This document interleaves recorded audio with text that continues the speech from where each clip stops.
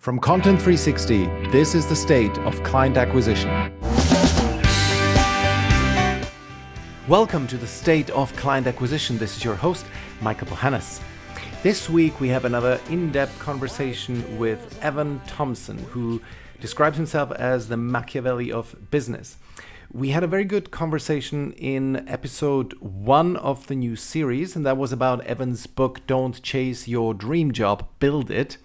And towards the end of that episode, we started getting into Machiavelli and how his advice to the rulers of his day can be applied to business. And I thought that this part of the conversation was way too brief, and I wanted to do a full-on episode just about the philosophy of realism with Evan, who's very, very educated in this area, and he also strongly adheres to realism in his business.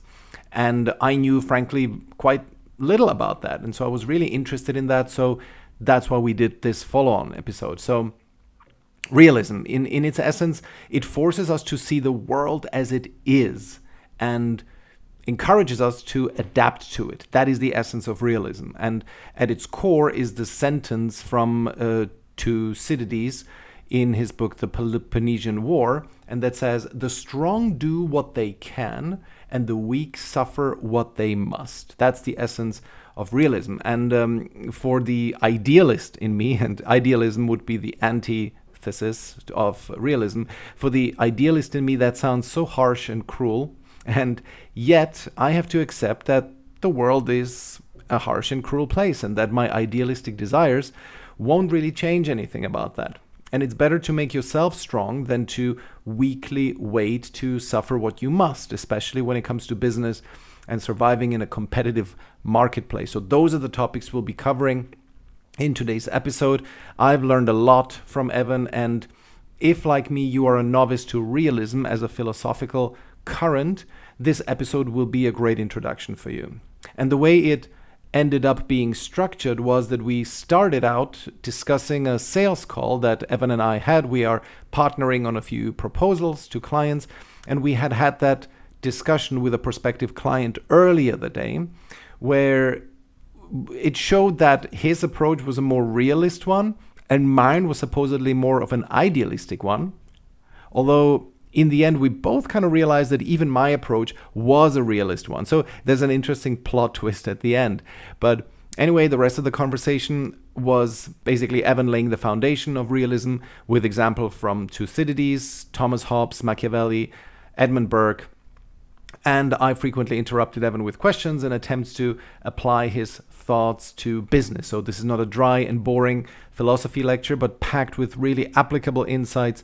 And I'm very excited for you that you'll be listening to it. So I hope you like it. And if you do, please swing by on LinkedIn, share your thoughts. It would mean a lot to me to hear from you if you like the direction the podcast state of client acquisition is headed these days. So without any further ado, let's get right into this episode. Evan Thompson, good to see you again, my friend. Yeah, this is exciting. Looking forward to this. So we're going to be talking about realism as a philosophical current, as a school of philosophy. And this comes from us having been in a conversation before where we were talking about the topic of Machiavelli and how he's applicable to business. And that is the reason why we're here, because when my wife listened to the podcast, she was like, "Oh my God, you have to do that again and go more in depth on this topic." And I find it also intriguing. There's not a lot of discussion where we're connecting the ancient world with our modern world. I think we are not respectful enough to our elders. And I really liked, and this is one of the things we bonded over, is that you are somebody who respects our ancestors and forefathers a great deal, and is drawing on this intellectual tradition for just, pure intellectual edification, but also for, business advantage. So, yeah, I was really looking forward to exploring that with you.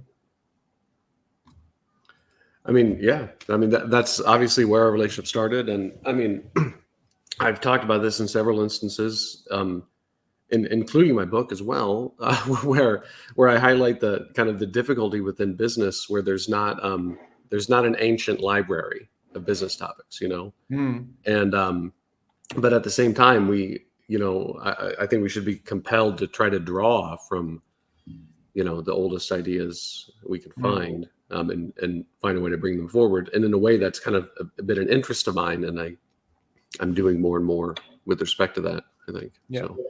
Exactly. Cool. So I thought where we should start, and by the way, whoever is watching, feel free to drop in questions in the comment section. We'll cover them as they come in. But I thought a good place to start would be not to get straight deep into the philosophical part, just so that we get some foundations. You will tell us a little bit about where you're coming from on this, because this topic is, of course, mainly coming from you. I'm mostly an interested spectator. I'm not as deep in realism as you are, not nearly as deep. But before we get into the theoretical foundations, let's briefly discuss one of the areas where it actually really applied recently, and that was our recent call that we had with a prospective client, where we were talking to them about where we could support them in. And so just to give everyone listening a context, Evan and I are independent consultants. We work with different types of clients, but with one specific prospect who I knew, I thought that it would be useful to bring in Evan, because I thought it would be a great complement to what I do. And together, and with another friend of Evan's, we would sort of business associate, we would be a great triumvirate of consultants who could help them with their toughest problems. So we had them on a call, and at the end of the call, Evan laughed and said, well, if this wasn't a great example of where Evan, was running the realism track, and you, Michael, were more on the idealistic side, I don't know what was. So I think, Evan, if you could tell us from your point of view, where did that manifest? How did that call go? And of course, we won't mention names, but if you could simply elaborate a little bit on where the realism came in. Yeah, it came in, I would say, in a few spots in the middle, and definitely at the end, where the lines between you and well, first of all, it was actually really fun, right? It was the first time you and I were technically on a sales call together. Yeah. Which is just like, okay, well, that's already, why would we do that even? It's maybe a good idea, but without practice, or without any without much preparation. With hardly any preparation, with barely any coordination. And we call our group, our business, whatever, our unity of three consultants, speculation. So that should already maybe add more context, right? This is purely speculation, prospecting on a completely new business idea. Who knows what'll happen? But in the call, like I was definitely picking up on some core interests, core immediate demands that they had, and so I was willing, like, okay, yes, like that's just. I'm going to directly speak to that, because that is where their minds are right now. It's not all that I would have wanted to have done, or that I knew you would have wanted to have done, or that our other partner would have wanted to have done, or that we could have done. It certainly doesn't encompass all of that.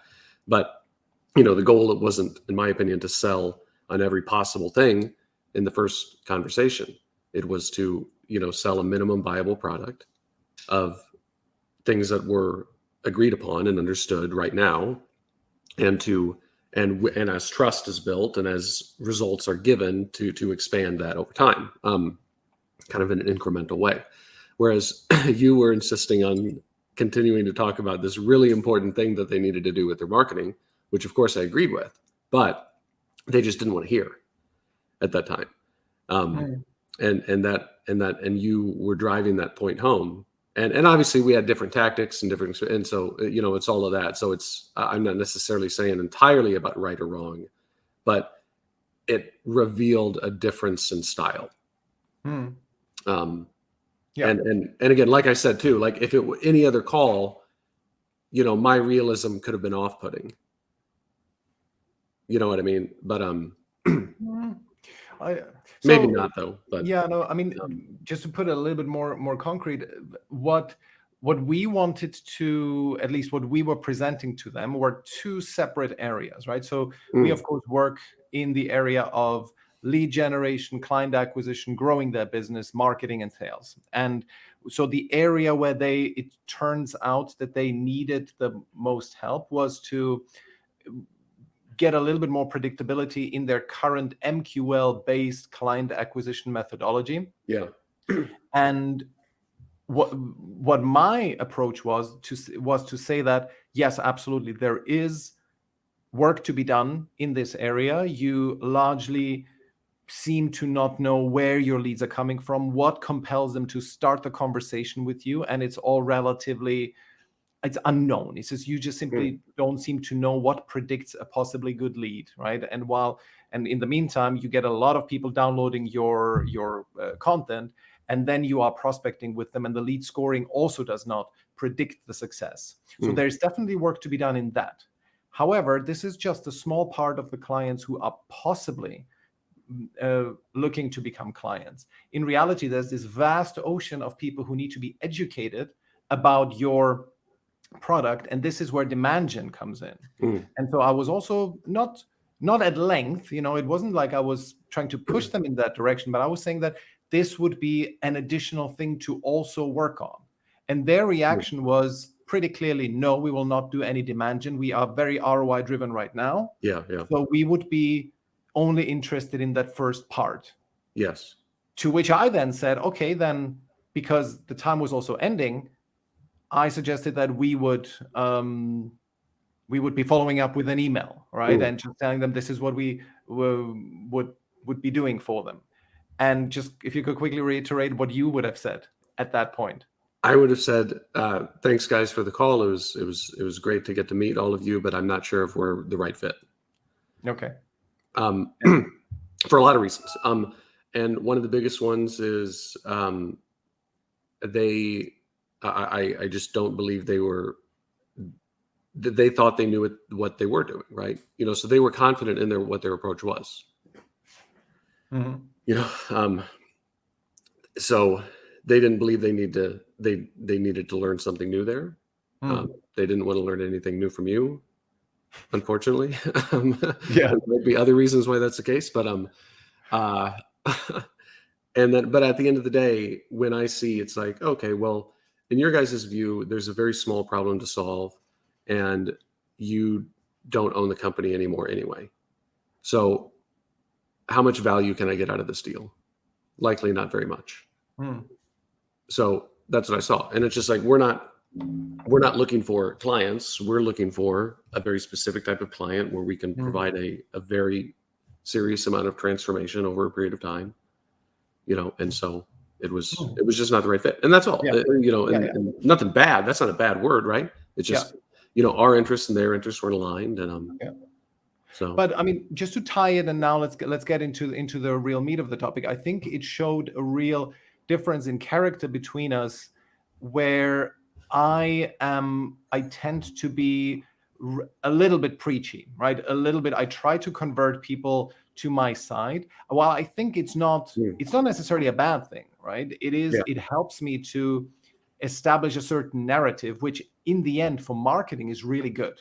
If you're able to position yourself as somebody who's, for example, going against the grain of the mainstream, and you try to kind of transform the world in a specific direction, then it can really work well for you. And there's countless examples of where marketing with a narrative. The world is going in a different direction. Everybody else is doing it wrong. We are doing it right. Follow us.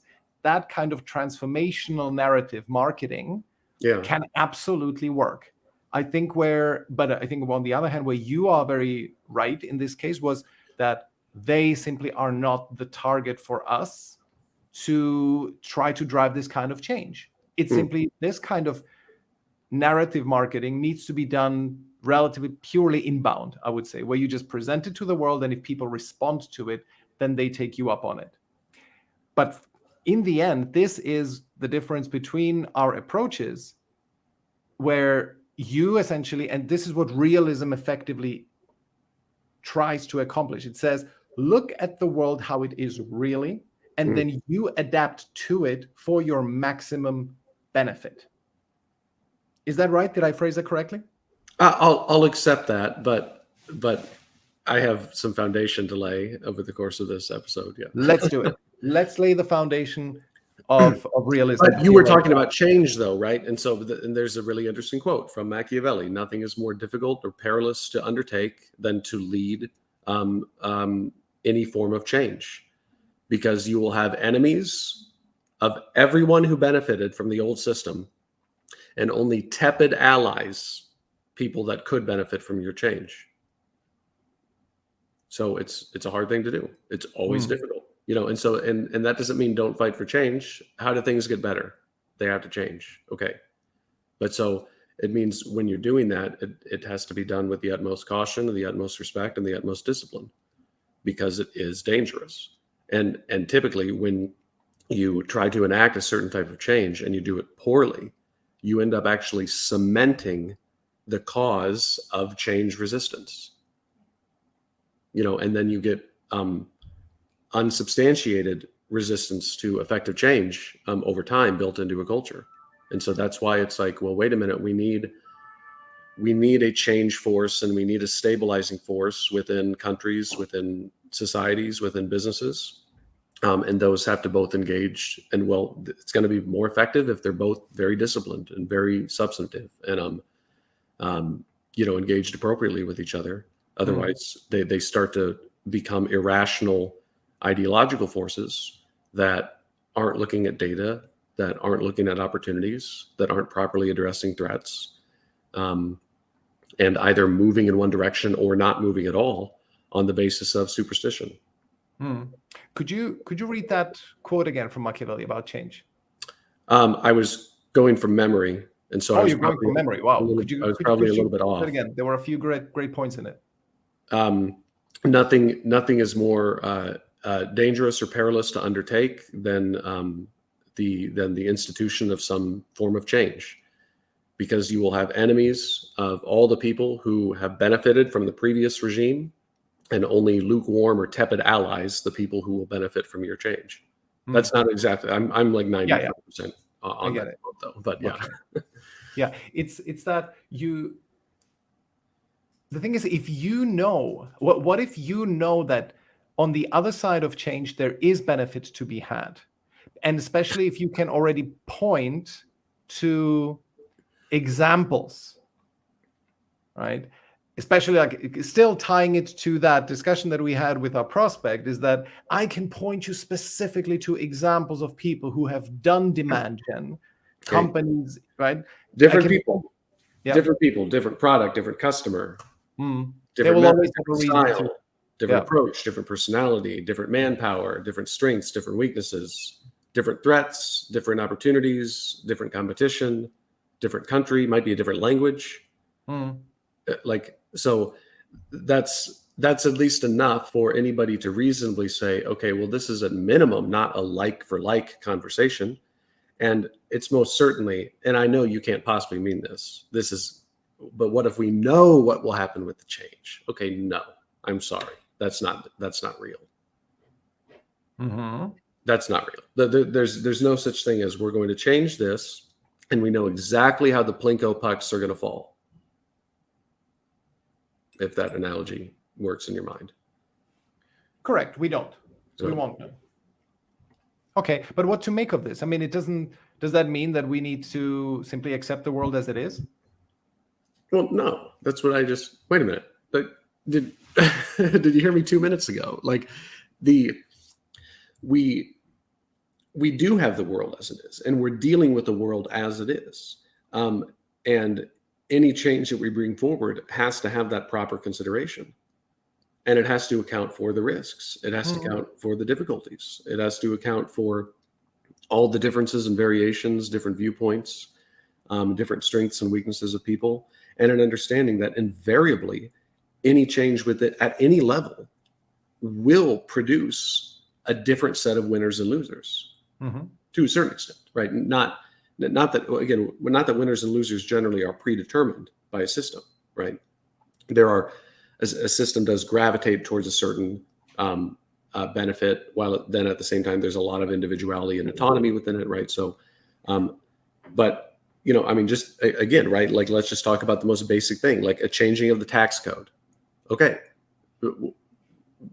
Whether you like it, regardless of your opinion of taxes, regardless of your opinion of state spending, you are definitely producing people who are now getting tax increases and tax benefits, which is to say you are producing a system within this change of people who are getting a benefit from the change and people who are being harmed from that change, at least at minimum in their perspective. Right. So, and you have to deal with perspective rather than simply facts as well. And so, if we're now talking about tax policy change and we're not considering the fact that there are going to be winners and losers, quote unquote, then I don't know what you're talking about. I don't know how you can say that you don't have a substantive, sophisticated understanding of what it is that you're doing. And I think people do that all the time, where they're just like, oh, we're only looking at the benefits. I am the advocate of change, and I'm only looking at the benefits of this change and the people who benefit from it. And I'm going to completely ignore any concept of risks or any group of people or individual or whatever that might lose from this. And that's just, well, lazy and inaccurate. Of course. And there's several kind of schools of philosophy that really insist on the studying of unintended consequences. And I think I believe Edmund Burke was very strong in this. You're much more of an expert in Burke. He wrote a few letters that turned into books on that subject. Sorry? He wrote a few letters that turned into books on that subject. Okay.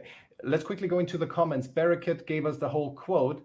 It must be remembered that there is nothing more difficult to plan, more doubtful of success, nor more dangerous to manage than a new system. Yep. For the initiator has the enmity of all who would profit by the preservation of the old institution, and merely lukewarm defenders in those who gain by the new ones. So there was the lukewarm defenders, the tepid defenders, as you phrased it. And then he asked, you're mainly looking for indications that a client is ready and willing to change. Is that wrong? So Barricade is he's asking a question. You're mainly looking for indications that a client is ready and willing to change. Is that wrong? I don't think it is. No, I'm not necessarily looking for that. No, I'm looking for a client that has plenty of gaps, that has a bunch of value that everybody's aware of, but they don't know how to get to necessarily.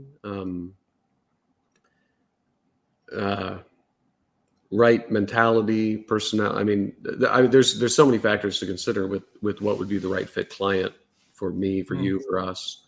Some of that comes down to finance as well. But I think on a more abstract level, I think the Barricade is not necessarily asking to us specifically, but I think in the context of this, right, and especially with what we discussed at the beginning with the prospect that we had, yes, we are actually looking for an indication that a client is ready and willing to change. That is ultimately at the core of every sales call. You cannot persuade or cajole somebody into admitting that they have a problem. You may be good at persuading them that once they have admitted the problem and they are willing to act, that they actually go with you as opposed with a competitor. There's maybe some persuasion work to be done, quite possibly. But you cannot talk your way into a business which has not acknowledged that they have a problem, that they are ready and willing to change. So on that side, you're correct, Barricade. Yeah, cool. Okay, so but let's now go into the foundation. I mean, you in preparation for this, you gave me a great breakdown of realism as a philosophical tradition. So could you give us a high-level overview on these specific points, maybe starting with the ancients, starting with Thucydides? Yes. So, I mean, obviously, like realism is a massive, a set of theories and set of ideas. It has a philosophical history that extends back at least 2,500 years. But if we were looking for, who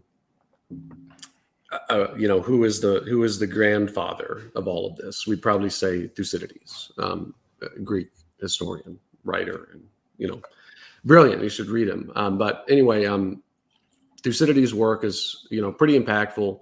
A lot of his thinking you could generally summarize as like, yep, that's realism. And then if we were to be generous and say that Thucydides was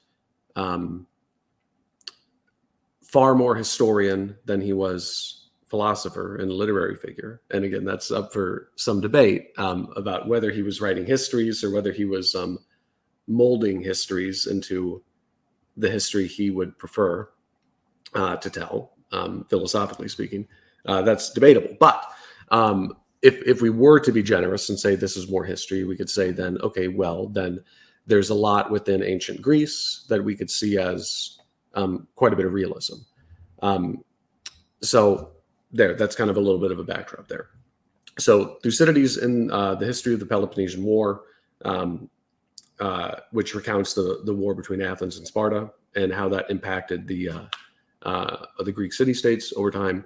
There's one phrase from it that's very, very famous and called the Melian dialogue, or the dialogue at Milos. Very long dialogue between the Athenian diplomats and the leadership of the island of Milos. Basic context was Milos was trying to declare neutrality and say, we're not involved in this conflict. We want to trade with Athens. We want to trade with Sparta. We're not taking sides. And so Sparta does not have a navy. Milos is an island. Athens has the largest navy in the Greek city-states. So, from the Athenians' perspective, is it just like, you guys really don't have an option? So we're in charge of the sea right now. Your choices are to work with us or to, be obliterated. And Milos takes up the stance, a more idealistic stance, a more values-based stance, law-based stance, or appealing to anything else other than the fact that their island is currently surrounded by warships and they're outnumbered, and so they're not facing the facts in front of them. And there's a very famous phrase from that dialogue that people would fairly summarize as like, okay, boom, that's where realism, put its handprint in the wet cement for the first time in history. And it goes, since you know as well as we do that right, as the world goes, is only in question between equals in power, while the strong do what they can and the weak suffer what they must. So that secondary part of the phrase, the strong do what they can and the weak suffer what they must. That one, a lot of people have probably heard that. The preceding phrase I find to be as important, a commentary on when we're talking about right and wrong, we imply that the people having that conversation are equal in power. Otherwise, if they were not equal in power, this would not be a conversation about ethics, but a conversation about, well, I'm here and you're here. So therefore, and obviously, yeah, that's brutal, right? So the importance of that statement, though, and this is not an advocacy for a world to be constructed on the basis of predation. We have laws, we have police, we have order, we have crime and punishment. We have balancing of powers internationally. By the way, all of these are realist principles. Keep in mind, okay? We put in these real checks and balances on power that are backed by guns and people willing to fight, and military alliances to keep actual predation at bay, because predation has never been stopped in human history on the basis of people standing up chanting moral phrases. So that's realism. Power exists in the world. If people with more power will inevitably make the decisions over people who have less power. Nations who have more power, businesses who have more power. That is what's happening. What point in time in history has it not been happening? And there's been 1,000 people screaming ought all along the way. And that is not governing society. And we can talk about fair. We can talk about, we can have conversations about this, and people do have conversations about this. And yet, what remains? And I look at this, when I think about this from an organizational perspective, from a business perspective, I think this is perfectly applicable. For example, actually, before I became a consultant, I worked in the nonprofit community. I was a humanitarian. I worked in economic development. And I remember I was in a training in the Philippines. I was at the Mindanao Peacebuilding Institute, and I was taking a course on conflict-sensitive economic governance. Great course. The professor was a PhD from London School of Economics. Brilliant guy. He was Filipino as well, and he gave a great theory. He was trying to teach all these humanitarians, a room full of idealists. I was the realist in the room. He was trying to teach us, and so I loved this guy, by the way, because he was a realist. And he was like, listen, all you peacekeepers, all you humanitarians, here's what's going to happen. Big business and big government are going to sit down and they're going to make a deal together. And you're not going to like that deal unless you find a way to actually sit at that table. And if all you do is protest and have hashtags and get people all riled up, people are just going to get riled up and they're still going to make that deal and you're not going to have any participation. So you need to engage in some realism to actually sit down at the table and be involved in the grand bargain between businesses and governments, because that is what has happened and it is what will continue to happen. So if you want to enact positive change, or if you want to enact a type of humanitarian change, you actually have to engage in realist activities. And that was totally, again, I had never heard anybody say that in that field. And I absolutely loved it. I don't think he changed anybody's minds, unfortunately. And I think we still see many of those problems in the world. What were the most common counter arguments to his points from the room full of idealists?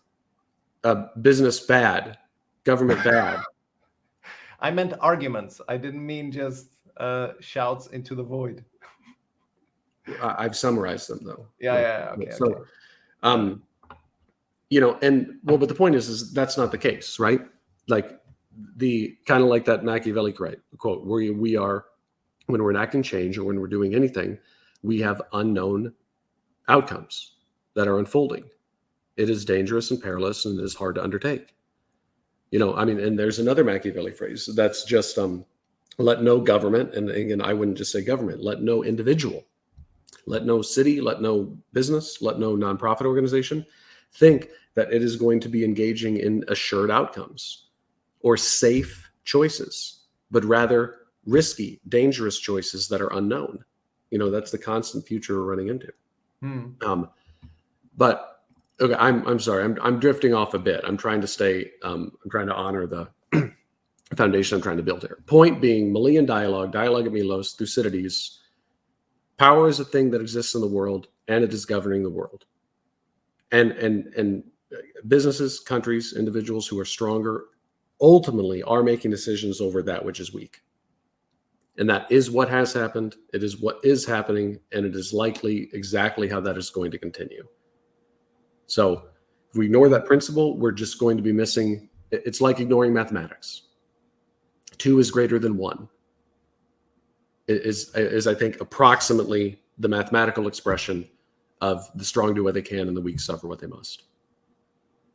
And so I don't see this as a call to brutality. I see it as a call to make yourself strong. First and foremost, that would be the realist maxim: become strong.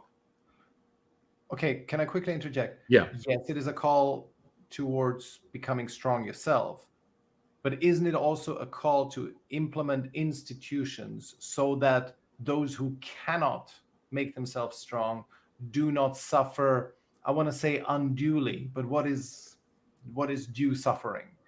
Yeah. It sounds like, because it is such a Darwinian principle, and of course in the Hobbesian pre-state natural state, I know it only in German, but in the original state that people are in, it is a war of everyone against everyone, and I'm sure you'll get to that.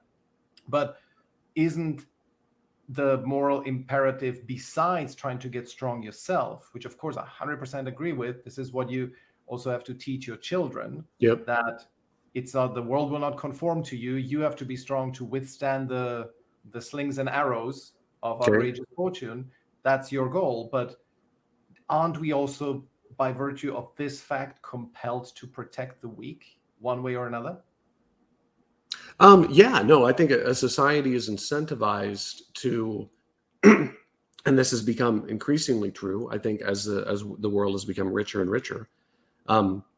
We see a society all societies, businesses included, attempt to become broader and more diverse because they're seeing, wait a minute, we do have this unknown future that we're rolling into where we don't know what fight we're going to have tomorrow, type of a thing.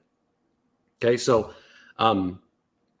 maybe a great way to put it would be like if you were to ask a realist, how much power do I need? And the realist is going to say, well, I don't know. Who am I going to be fighting 10 years from now? Mm-hmm. You don't know. Okay, so I would like as much as possible, please. Right? So now what constitutes power? Like when we think about the word power, we just think like this means like a fist punching somebody in the face. And it's like, well, that's not it, right? Like that's not it at all.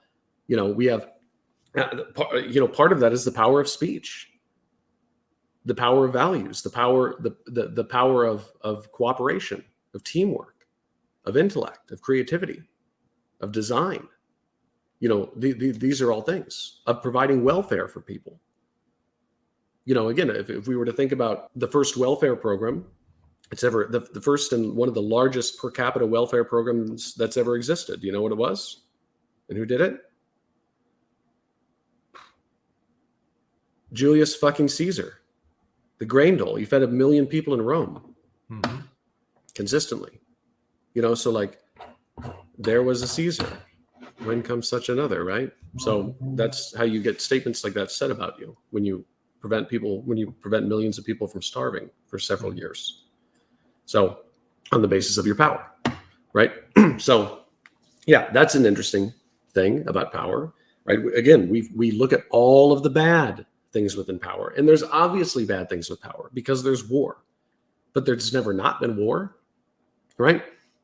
And there is also as you correctly said, there is the power of speech, there's the power of intellect, and if we apply economic principles to that, we are compelled to discover our unique individual advantage. And so, for example, if you are completely weak, let's say you are paralyzed, you cannot move, but yet you manage to become such a compelling writer that people... Or one of the greatest scientists to ever exist. Exactly. Like, so these people are not weak. Exactly. Right. So just because, when we think about power, unfortunately, we do throw ourselves into this Spartan idea. If you cannot carry a shield high enough, a bronze 10-pound shield from shoulder to knee, then you therefore don't have power. And it's like, okay, well, that's not at all what that means. That is an extremely immature interpretation of that word. And it is simply trying to characterize the concept as one of brutality and domination. While at the same time, I find frameworks that don't consider the realist interpretation of things to be ones that miss the fact that there is brutality and domination in the world. And the way you address that is not through weakness, but through strength. It always has been.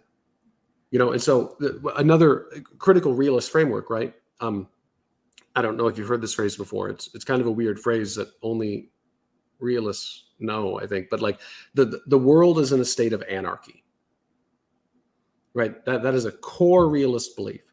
The world is in a state of anarchy, meaning nation states. There's nothing up here. There's no super government that's ordering nation states. Now we've got some regulations that are kind of going on, and and these are interesting, right? We do have some international bodies, but how do these international bodies derive their power, or how have they derived their power since the Bretton Woods Agreement post World War II? Well, by governments agreeing to it. No, the U.S. Navy. Okay, that's it. Like that is the economic order, right there. The U.S. Navy, the U.S. Marines, and then the rest of the U.S. military if necessary. That is the thing that for global international free trade, right? The international order or whatever the fuck that is. Yeah, okay, no, that is American military power that has substantiated that. Yeah, wait. It's not that simple. For example, like the WTO has implemented a rules-based framework which countries voluntarily submit themselves to. And when there is a dispute, the WTO rules, and then states largely, not always, of course, but then they adhere. There's like in a conflict between in a trade conflict between Australia and the European Union, the American Navy doesn't play a part. I'm not saying that these international governing bodies are the be all and end all, but there are some structures that make it work, that have a certain level of power. These international organizations were created at the end of World War II. Closer to the mic. Yeah, sorry. These international organizations were created at the end of World War II and were substantiated on the basis of American power. They derive their authority from U.S. funds and from U.S. might. Now, they do have a larger interest now. Part of the challenge to the maintenance of these international institutions has been the fact that the United States is no longer the sole dominant power in the world. Again, this is realism. Right? The reason why this is happening is because of realism. It's not because we voted a certain way. It's because economies have shifted, military power has shifted, right? And could we have changed the scales? I don't know, but I doubt it. I don't think so. That's another kind of. Here's my favorite realist test. If you were to change the president of Denmark with the leader of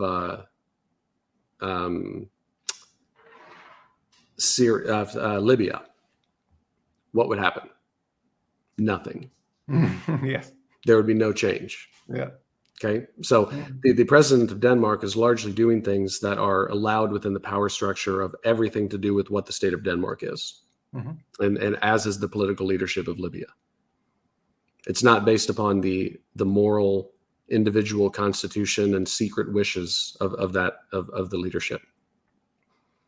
So there's very little change from administration to administration within any nation state.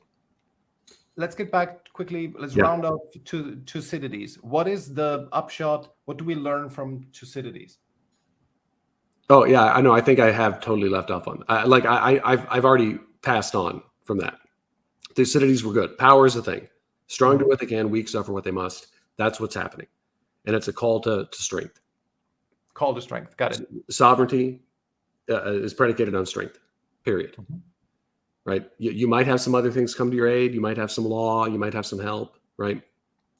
It's also the reason why many small states group up and band together to unite, for example. Yep. Right? It's why alliances form, for the exact reason, because, 5 weak states become one strong state. So, okay. Now we get into Hobbes. And Hobbes, we also have to think about the context in which Hobbes is writing. So he was writing in during the War of the Roses. Massive civil war within England. So he saw outside of his doorstep a war of all against all. So when he was describing the state of nature as a war of all against all, he wasn't merely being a philosopher. He wasn't simply speculating and going back in time and imagining what the world was like. He was also witnessing what the world was like around him. And it was a war of all against all. It was an extremely bloody, brutal conflict. And so his conclusion that we need a powerful state structure to come in and prevent tyrannical predation from neighborhood to neighborhood was, not an unreasonable thing to say. But the main point that I love about Hobbes, right, is that he really does think through the idea of liberty and how liberty had been, very romanticized in this period as almost licentiousness and aggressive freedom in a way. And he didn't take that. He saw that there was sitting alongside liberty was something approximating responsibility and competence. The one quote from the text says, "The liberty whereof there is so frequent and honorable mention in the histories and philosophy of the ancient Greeks and Romans, and in the writings and discourses of those that from them have received all their learning in politics, is not the liberty of particular men, but the liberty of the commonwealth or the state, the liberty of the state, which is the same with that which every man then should have if there were no civil laws, nor commonwealth at all. And the effects of it also would be the same. For as among masterless men, there is perpetual war of every man against his neighbor, no inheritance to transmit to the son, nor to expect from the father, no propriety of goods or lands, no security, but a full and absolute liberty in every particular man. So in states and commonwealths, not dependent on one another, every commonwealth, not every man, has an absolute liberty to do what it shall judge. That is to say, what that man or assembly that representeth it shall judge, most conducing to their benefit. So that, I think we see that all the time. When we see a government, when we see a state structure fall, we see now liberty for every individual and chaos. We do really see a world where it's just like, wow, it is only the strong do what they can and the weak suffer what they must. And strong means men ages 18 to 35, and weak mean women and children and the elderly. Yeah. And it's like, well, that is terrible. How can we prevent that? Well, law and order substantiated by police with guns who are funded and supported by a government and a constitution. That'd be a good idea. That'd be a really, really good idea. Otherwise, if my neighbor were bigger than me and stronger than me, he could just come over and take all my stuff. And I wouldn't be able to do anything about it. I guess I'd have the option of either losing all of my property or dying and losing all my property. Yeah. Right. So when we look at power in society and we look at what a state does, we see, wait a minute, a state is obliged to administer a unique form of power and have a unique form of liberty. So in the realist tradition, one thing that people would describe this as is that a state is obliged to have a monopoly on violence.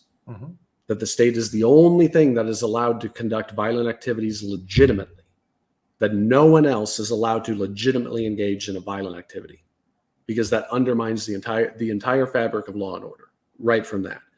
And again, that's another brutal phrase. The word violence, people don't like to talk about violence, but that is what law and order is meant to protect, first and foremost. That's the foundation. And so, that's why when we look at some of the things that have happened in the US in the past few years, for example, there's been protests and riots, everything from across every major US city to what happened on January 6th. And I look at these as one and the same. The problem in these events, obviously some, depending on your politics, one is bad and one is good, but that's disappointing, of course. From a non-ideological or CNN-based perspective, all of these events are very bad because they were parties engaged in violence that was not being prevented effectively. And that is terror. That's what terror is. And so we just have ordinary citizens who can walk out of their homes and engage in violence against people, businesses, families, government institutions, like vehicles, right? Like that's absolutely terrifying because then if you have to look over your shoulder for your own neighbor, you're in a state of absolute panic, and so that's the Hobbesian state of nature that he's so worried about. And I think it's a good thing to protect against. How does this apply to businesses? Oh my God, it's very simple. If you own a company or if you're the CEO and your rules are not firm and clear and evenly applied, then you have chaos within your company. You have staff members who, are they going to engage in violence? Probably not. Okay, that's not the thing I'm necessarily worried about, in a business, but going to engage in applying their own standards of company operation, setting up their own systems that are not in accordance with systems that have been defined and secured, creating factions within businesses. So I see that direct applicability there of this desire sometimes for people to not be mean, apparently, and to be nice, and to put nice as the apex of your moral outlook on the world, that often and at times they inadvertently end up creating a system that is actually quite mean and brutal and puts it in place where, like, for example, let's look at this, right? If you are not a strong, firm leader that tries to get everybody to sit at the table and tries to include the whole company in a conversation, then what you end up is with a company of only the loud, confident, assertive people whose voices are heard. And a business doesn't want that. Like this is, again, people talk about inclusivity, and it is an important concept within business. You actively want your entire team participating, both feeling included and generating their ideas within your company. Because if you're not getting the ideas from everyone in your company, you are minimizing the amount of impact that your business can have, minimizing the amount of innovation, minimizing the amount of problem-solving skills at the table. And that happens all the time in a company, where if you don't allow that space and keep that space secure and protected for a meeting, for problem-solving or something like that, you end up being very exclusive. And then the only people that come forward are people like me, who are loud and perhaps too confident sometimes, right? Like, and that's not good, right? You want everybody's ideas to come forward within a company. You want everybody to feel safe to be able to bring those things forward. So yeah, I'm sorry. That's just an example there. I don't know how you feel about that one, but. Absolutely. But there's also, of course, so there you displayed the kind of the inclusivity aspect of it. What I think is also important then, that there's a kind of a hierarchy of validity of what people are bringing to the table. There, for this, I would refer to Ray Dalio's book Principles, where he outlines that not every voice that is being heard is of equal weight, of course, and the clear distinction between them is believability. Yeah, sure. Yeah. Oh, exactly. Yeah. I mean, yeah, there's context, right? I'm just talking about the situation of a company-wide meeting, like that, or the team meeting, right? And again, that's a thing that's happening every day in every business. Okay. Yeah. Of course. Yeah. The person with, yes, we have authority, we have hierarchy, we have higher levels of expertise. Absolutely. Right. But again, that's just one example. I'm not trying to put that above anything else. I'm just trying to highlight that as one example of a corporate activity that we engage in. Okay. One more point on this topic of, obviously, of the Hobbesian concept of the state is the only actor who has the legitimate right to violence and to enforce its will. With Hobbes, of course, when you read it, what you realize is that there is no limiting principle. There is essentially what the state deems to be appropriate is its prerogative. There is no limiting principle, and if the state decides that there's going to be one state religion, then that's what's going to happen, right? And so there is nothing that would indicate to you that the state has gone off the rails. And when we look at especially the history of the 20th century, it is actually the state that has led to the biggest bloodshed, right? It's not the war of everyone against everyone. It is state implemented top-down terror. And so that would suggest that the Hobbesian narrative, suggesting that the worst that can happen is a war of everyone against everyone, is somehow at least made doubtful. Wouldn't you agree? Well, the thing that's interesting about these state top-down conflicts, they seem to have a lot of voluntary and eager participation from everyone. So that's, or at least from a vocal enough minority that is able to tip a state that started out well into a tyranny. You don't even need a majority. By far, you don't need everyone. Yeah. It's just enough if 10, 20% of people are supporting a murderous terror regime, and everybody else is intimidated into silence, then that's what happens with... Well, okay, again, we don't disagree that that's a bad thing. Okay, that's obviously a bad thing. Yeah. The question is you are resting the entire blame upon a state power structure. There is what it feels like, and that's where I just don't see that leap. Well, my question is, if the way you presented it somehow suggests that in order to maintain law and order, the state, as at least as far as Hobbes is concerned, can implement sometimes even brutal measures to maintain that law and order. But the state will. The state and will. should, because to also quote Machiavelli, if you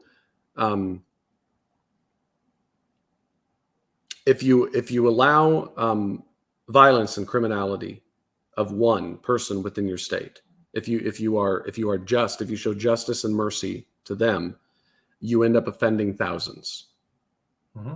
Whereas if you're willing to engage in brutality to the unjust and the unmerciful, and if you're willing to be brutal, to the offending party, you end up saving millions or thousands. Yeah.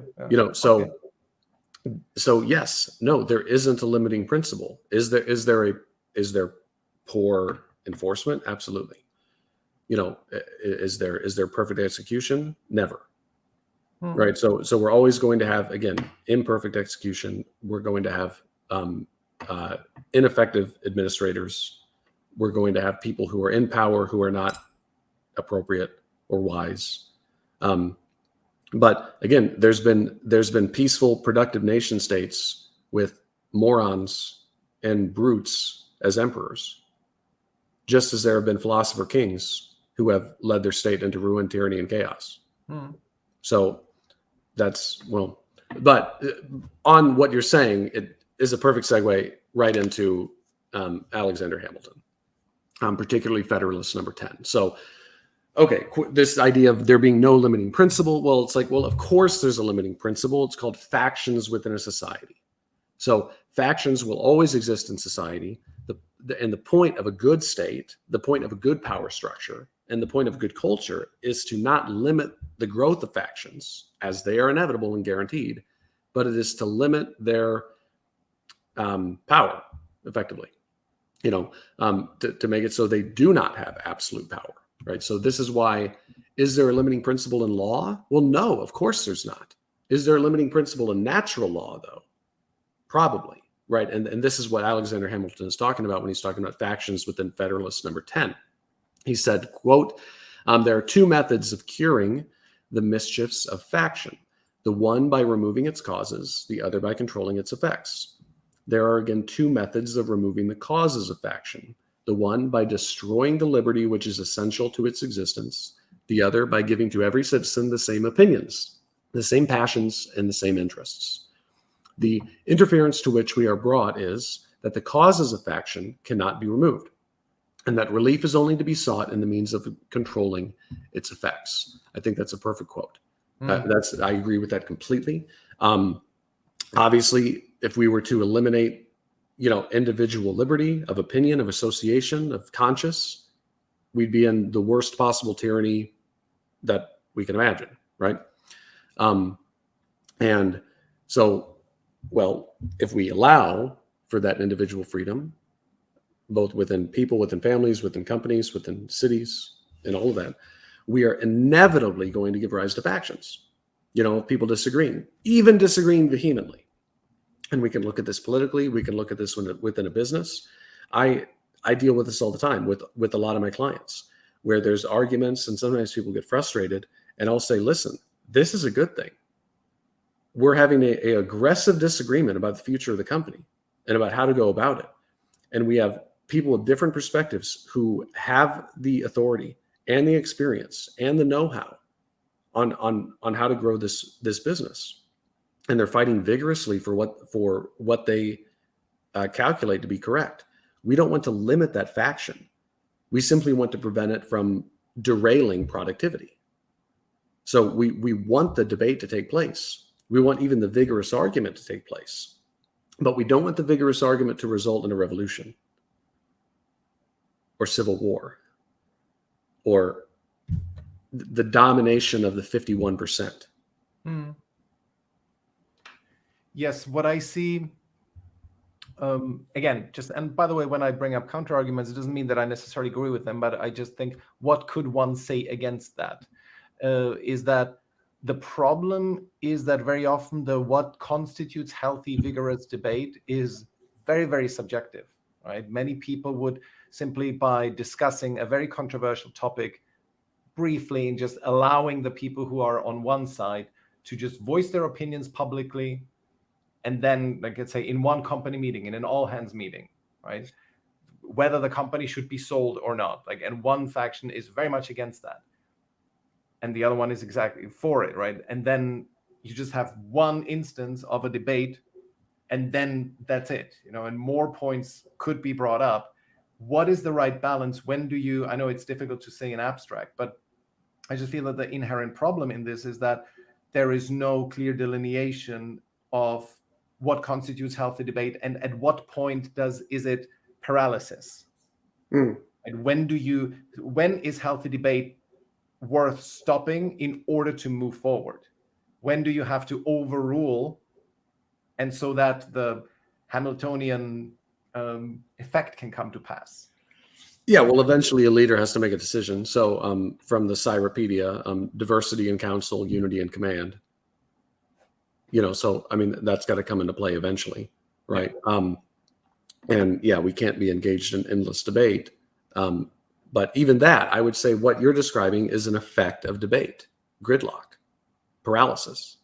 Like, we want to control for that effect too. Mm-hmm. We want to control for the extremes, which is too fast of a wind of change or decision-making, and stasis. Mm-hmm. Edmund Burke, who I'm about to talk about, he didn't say this, but there's a great poem by William Butler Yates, where he's talking about a lot of the Irish Whig philosophers, and he's talking about Berkeley, and he's talking about Burke, and he summarized Burke's philosophy brilliantly. This is why I love poets and artists sometimes too, because they understand things where it's just like, damn it, they figured it out better than anyone else. Like Burke wrote 1 billion words, and then Yates wrote one sentence, and summarizing his 1 billion words. And Yates said that Burke proved that the state was like a tree, which is to say, it is something that must grow, but slowly. And yeah, that's pretty nice, right? And the tree is a beautiful image too, right? It invokes natural law. It also invokes something very old that can live for a very long time. And if you want something to be very old and work for a very long time and do very well, 1, it needs to grow. 2, it needs to grow big. Imagine a small tree. What the fuck is a small tree? What does it do for anybody? It can't provide shade. It can't grow fruit. It can't be a home for animals. It can barely clean the air. You know what I mean? But like a big tree, okay, well, man, a big tree can do a lot of things for a lot of people, right? So like, it sounds like a state that's interfering in more and more affairs of the people, like a state that is growing to regulate many areas of life that previously it didn't. That's like an argument for statism, right? I would see it as capacity. Like it's got to grow, but it's got to grow slowly, and it ought.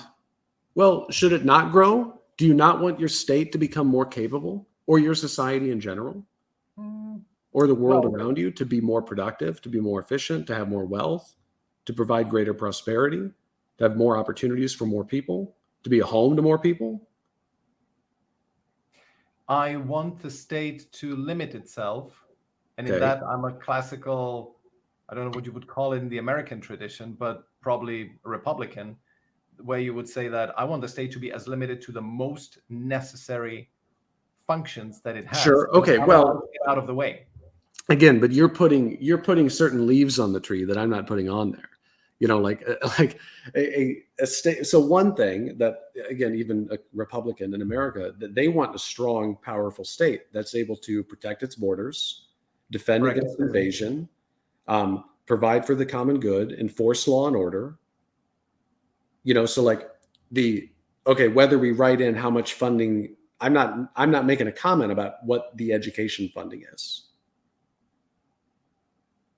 for example. Okay. So But we're getting slightly off track, and you keep trying to politicize me in ways that I don't want to. No. I don't. No, not at all politicized. But the thing is, the state is a tree that needs to grow. I would rather like to put it as, and maybe didn't Burke phrase it as the Commonwealth, which the way these writers tend to see Commonwealth is not just a state; it's more like society and society's capabilities. And that's of course I agree with that. Okay.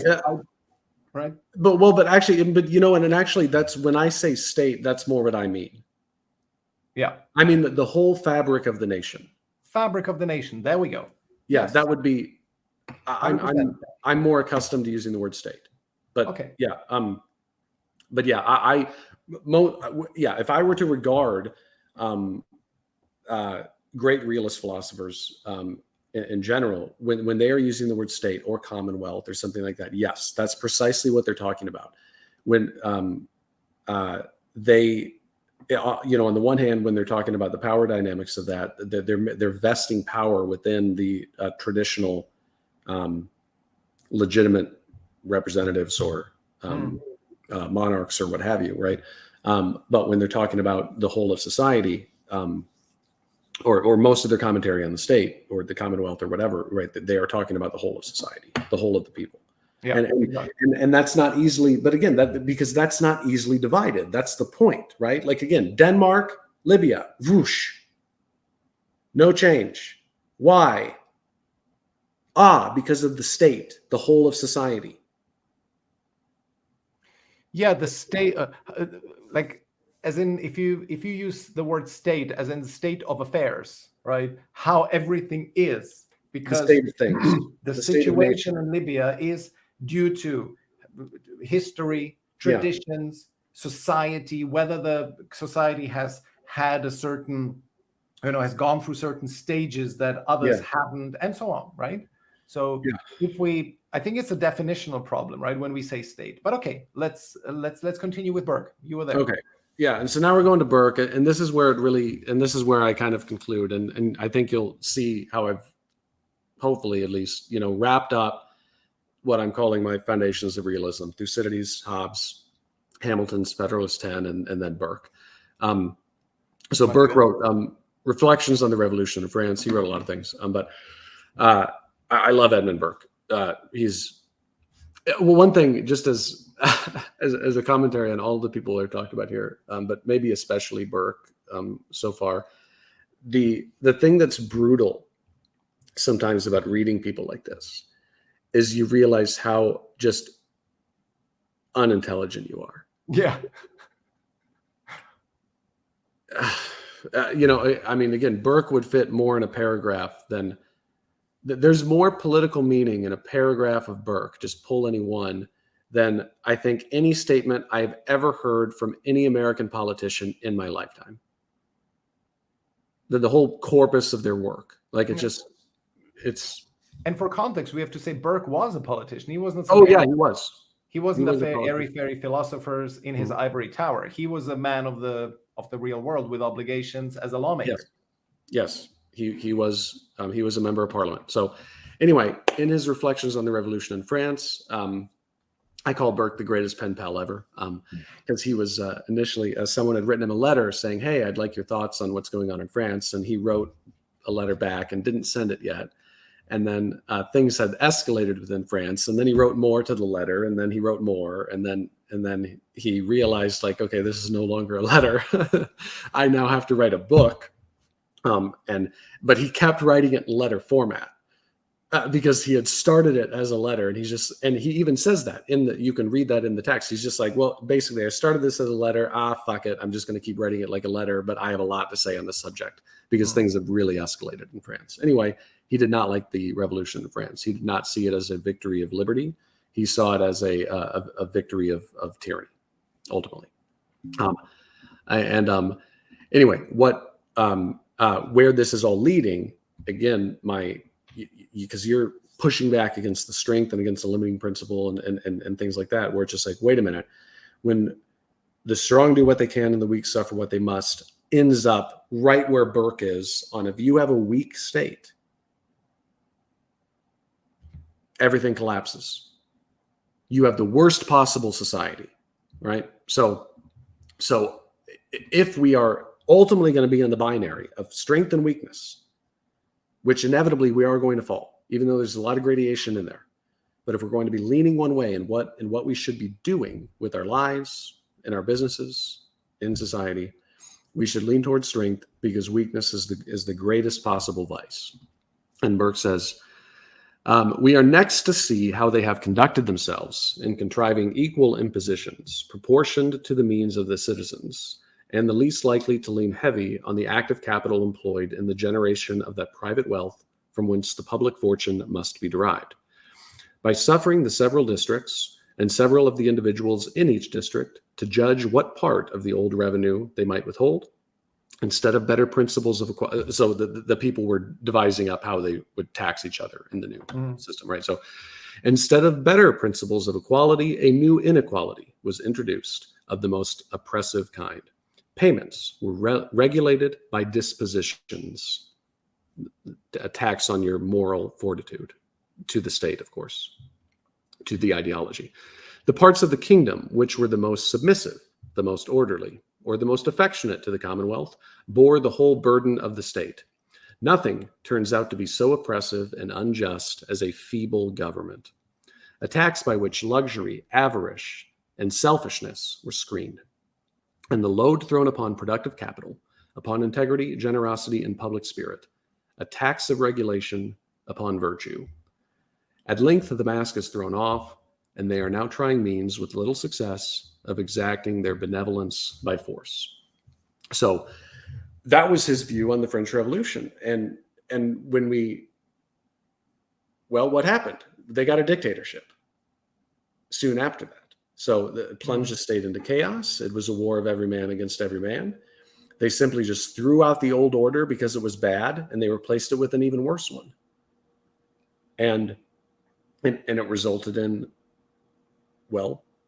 the strong doing what they can and the weak suffering what they must. And the strong were the people with the guns and no morals. And the weak were the people who had some vision of morality, and were women and children, and the elderly and the poor, and it's just like, that's a society characterized by predation, not by strength, and so weakness in government,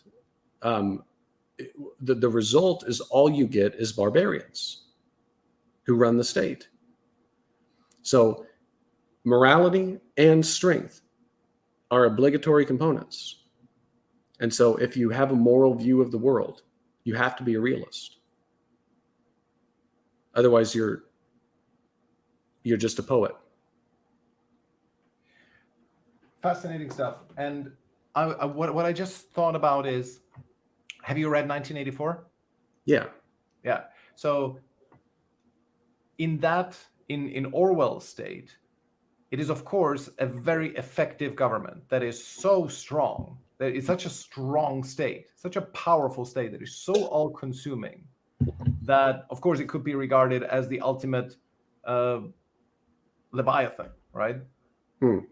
And so when you said that it is necessary, that morality and power both are required to govern well, and that of course applies to both state building as well as business, that this is then of course that the morality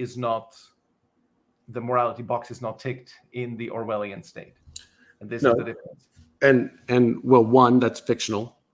But two, it's describing something approximating the Soviet Union. And that collapsed in a generation. So part of what we have to examine as truth is something consistent with the term longevity. Right. So if we see something existing for a short period of time, and then collapsing in on itself, it's not unreasonable to conclude that something within it, if not the whole fabric of its philosophy and constitution, are poisonous and discordant with natural law. So there has to be power within a state for it to be effective, and there has to be a moral opus of welfare for the people within it. Otherwise, presents itself as just a powerful tyranny. Mhm. Right? So when we look at power again, there is a tyrant and there is a benevolent ruler. So benevolence comes from power. And now in this sense, like, again, I'm being overly Western on all of this. I could have just talked about all the works of Confucius, because that's all of Eastern philosophy. So we have a much more diverse set of political philosophies within the Western tradition. But if we were to look at the entire, like everything from Lao Tzu, everything from Confucius, if we were to look at the history of the three kingdoms, which I'm absolutely in love with, and we combine two of my favorite rulers of all time, I think the greatest ruler to exist is the combination of Cao Cao and Liu Bei, as mainly as described within the narrative histories of the three kingdoms period of China. But Cao Cao was the cunning, hyper Machiavellian military strategist, and Liu Bei was the man of the people, moral statesman who believed in loyalty and conscience and ethic. And when reading about the Three Kingdoms period and when seeing the television program, it's like 89 episodes, brilliant, absolutely brilliant, put together. When I see that, it's just like, oh man, like they're really portraying as like this dichotomy of leadership, but I don't see it as one versus the other. I see it as, wait a minute, take this set of virtue and that set of virtue. And virtue is a great word. And that brings us into Machiavelli. So Machiavelli would use the word virtue all the time, but the word virtue or virtu in Italian has a slightly different meaning than how we would mean it in English in the 21st century. When we're talking about virtues in the 21st century, we picture what? Like, a nun, right? Saintliness, something like that. Kindness, generosity, in that regard. But virtue in Machiavelli's time and in his meaning was the combination of strength and capability and insight and strategy with a aim for positive means and outcomes. But it heavily did rely upon capacity, upon individual ability, upon knowledge, upon talent. And that is, I think, the core of realism and the core of Machiavelli's philosophy. When we're looking at good, we must be talking about what we can do. We must be talking about what we can accomplish, what we can meaningfully put forward, what we can actually build, what we can actually put in society, what we have the capacity to create. That these things must be linked. And if anything, our focus should not be on our moral well-wishing, but on our capacity development. Jordan Peterson talks about this extensively. Wait a minute, good people aren't nice, they're monsters who are capable of lifting a society up on their shoulders. Mm-hmm. Because there are people in the world that need help. Yeah. Even the strong need help often, right? So I think that is the thing that so many people get wrong is harmlessness is not a virtue and is very often being portrayed as such. Whereas instead it's those who have swords but keep them sheathed will inherit the world. It's not the meek and mild who will inherit the world. It's those who have the power but control it by applying a good moral framework. Yeah. This is the thing to pursue, because the world can be a dark place. And maybe this is a good place to transition into. It's not that the world can be can is too soft. Darkness is endogenous to the world. Death, wickedness, theft, lies, malicious intent. You will encounter that. It's guaranteed to happen. people who try to take advantage of you, people who try to steal, people who try to win power through corrupt means, people who try to dominate through strength alone and nothing else, people who oppress. That is part of the world. It's never not been a part of society. If we don't have a set of tools or a language to address it, we're just gonna be shocked. We're gonna walk out into the world where bad things are endogenous to it, and we're going to be incapable of dealing with it. And this is the perfect. I think we talked about this in the last episode, right? This is exactly what businesses deal with. Again, let no one think that we're dealing with assured and safe outcomes, but rather unknown and dangerous outcomes. We do not know what the future is going to be. Businesses are dealing with firing people. They're dealing with theft. They're dealing with espionage sometimes. They're dealing with misuse of systems. They're dealing with competition, regulation that's crushing them.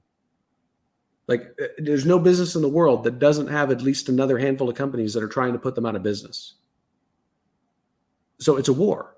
Straight up. It's from the beginning. Business is a conflict.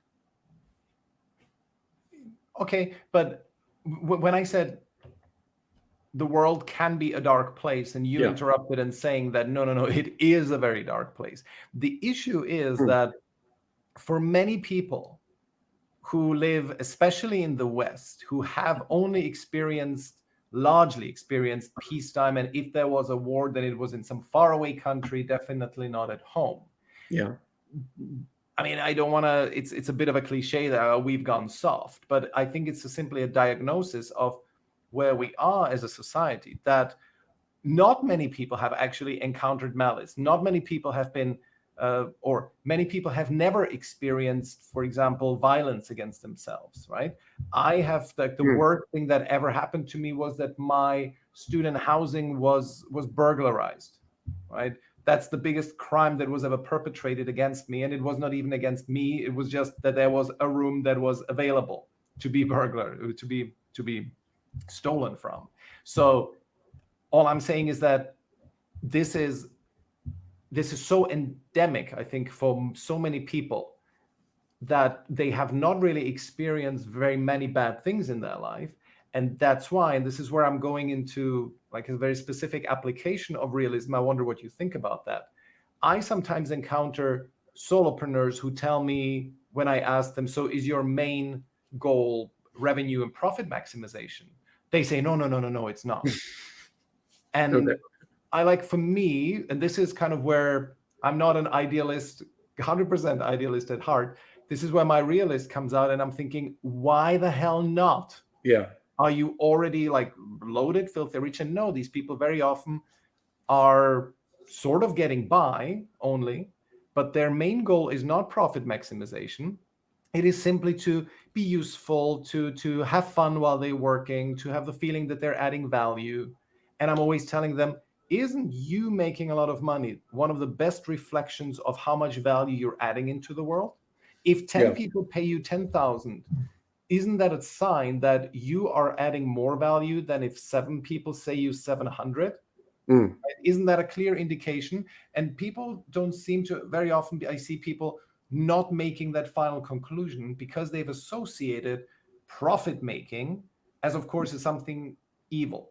And this is the area I feel where I'm struggling the most with trying to shake people out of their complacency, echoes of which we've seen in the conversation with our prospect, which we've seen, because I'm thinking they are being complacent by not looking at the world as it is.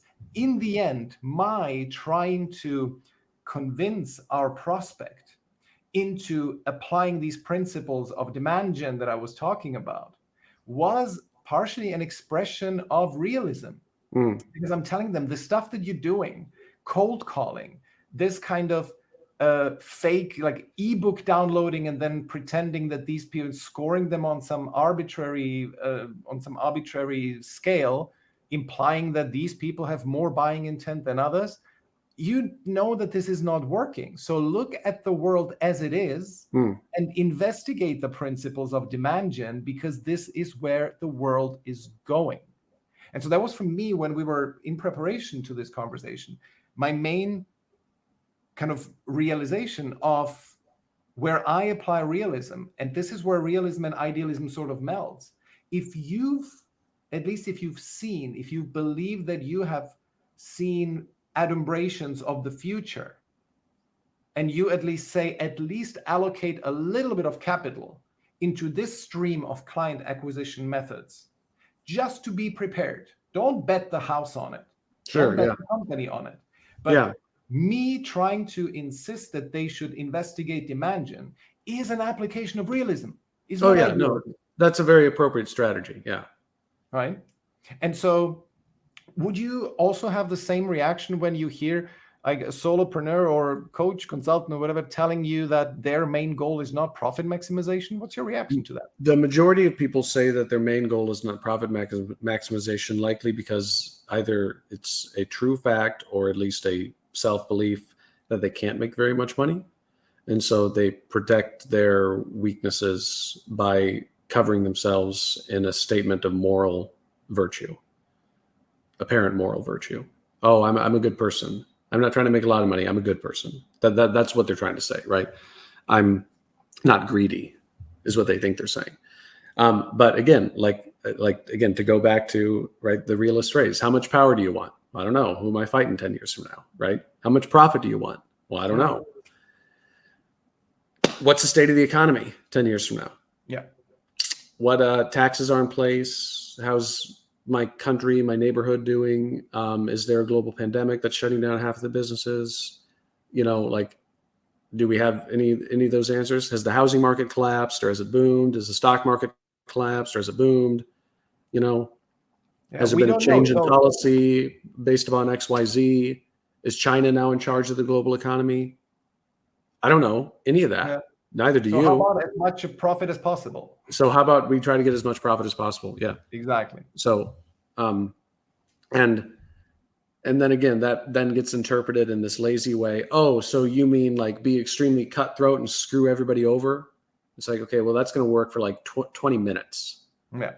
Good strategy. Right. So, it's a, long-term developmental growth and profit making, while at the same time trying to do everything you can to grow as quickly as possible is, well, why wouldn't you do that? That's, yeah. Exactly. But yeah, I mean, again, they're not, I don't think they're, I read a funny article. So teachers don't believe people should make money, right? And they think that if you make money, you should be taxed like crazy. Well, during the pandemic, obviously a lot of schools at every level were shut down. Yeah. So some teachers had to teach online. A few of those teachers, and I mean a very small percentage of those teachers, ended up creating online classes. And some of them were very good at it and sold them and made a lot of money. Those teachers have different views on tax policy today. Of course. Yeah, what a surprise. Yeah. So I like that. But Machiavelli, ready? All right. So here you go. I'm going to crush you with this one. I told you I had a secret strategy that I wasn't going to let you know about. So one big reason why I like Machiavelli, other than his ideas, which I think are brilliant, I think he nailed it across the board. Again, you want to talk, at least in my opinion, if you want to talk about a person where when you read him, you realize how unintelligent you are. Read you're getting hammered with every line. But one thing that I found about Machiavelli to just be incredible, especially given the reputation that's been put upon him. His name is literally synonymous with the devil, right? I mean, wow, what a bad guy, right? When I actually started to understand the actual man he was, the person, and insofar as we can know people from 400, 500, 600 years ago, I don't know, but of the evidence that we have, I find it very compelling. So again, he was a diplomat for a long time. He was chancellor, secretary of the state of Florence for well over a decade. So he was a man of extremely high position, relatively speaking. He was an aristocrat. Now, eventually he got exiled. He was imprisoned and tortured for a bit and then exiled by the Medici family. Reason for his exile was because he was so vocal in his support for the representative Republican government rather than the effective dictatorship of the Medicis. Again, something that people easily forget, right? Now, during his exile, that was when he wrote The Prince. And one thing that he would do every day, and he wrote letters about this too, is so he would spend time in his study, in his home. By the way, he because he was an aristocrat, he was allowed to choose where he was exiled. He had the option of living in the incredible mansion designed by Michelangelo, where his cardinal uncle lived. So his uncle was a cardinal to Rome and lived in a mansion designed by Michelangelo. So what's that? Like the greatest place on earth to live? Probably something like that. No, he didn't choose to live there. He chose to live in a little farmhouse in San Casciano outside of Florence, where he could devote himself to study and writing. And there was a secret passageway between his home and a tavern. A tavern where the common people, the travelers, the farmers, the butchers, would go every night and drink and be raucous and stuff like that. The tavern was also called L'Albergaccio. I think that's how it's pronounced, which literally translates to the bad inn. Just perfect. Perfect brand for Machiavelli. He would go there every night to be with the common people, and that's where he wrote The Prince. And he wrote about the people there, lovingly, even though he was in a very different position in life. And when I see our leaders in the world today, when I see our intellectuals and our academics in the world today, I don't see people who go roll in the mud with everyone else, who don't maintain their connection with the world in that way. And that is just, I think, such a true statement about the character of Machiavelli that sits so in juxtaposition to so many of the people we see in power today. And it specifically reminds me of a very great stanza from a poem that you know. If you can talk with crowds and keep your virtue, and walk with kings nor lose the common touch, if neither friend nor foe can hurt you, if all men count with you but none too much. I think that stanza is about the heights of where a man can be in terms of their internal constitution, their own morality, their own psychological strength. That's it. You got it. Like, you are psychologically strong if you can do that. And that I see in Machiavelli completely. I see the ordinary human, that maintained that spoke with crowds and with common people and kept his virtue, that didn't stand above them, that walked literally with kings and never lost the common touch. That was harmed by friends and foes, but still wrote some of the most incredible, influential masterpieces that any human being has ever created. So, yeah, that's the person.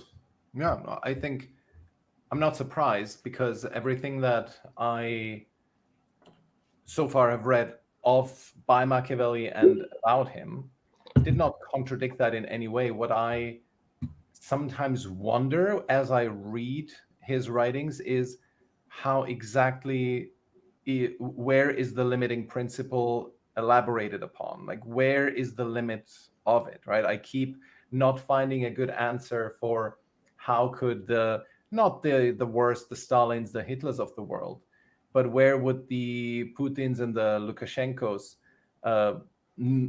disagree with Machiavelli, or where could they use him for their own means? And I very often find that, they would be able to subscribe to it.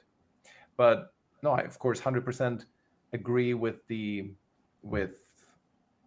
the need to embrace this kind of duality where you both, of course, you are talking to the crowds, and at the same time you're able to operate at the highest level. It's similarly, you have to exercise power, and that goes very much in what you said. It's both things.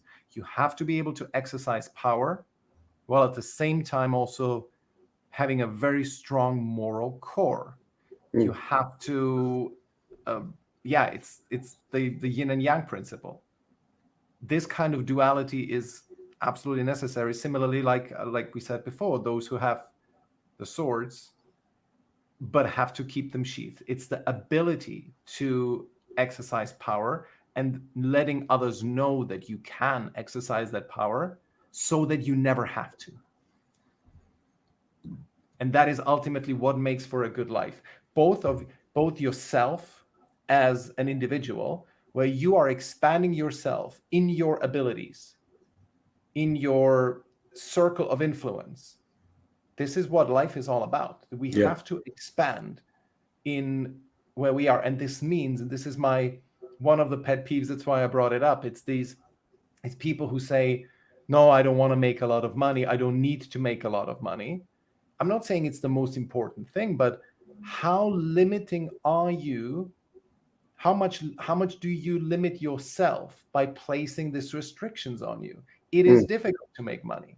And that's why you are, it's an anti-realist principle, or it's an anti-realist action or thought or approach to the world.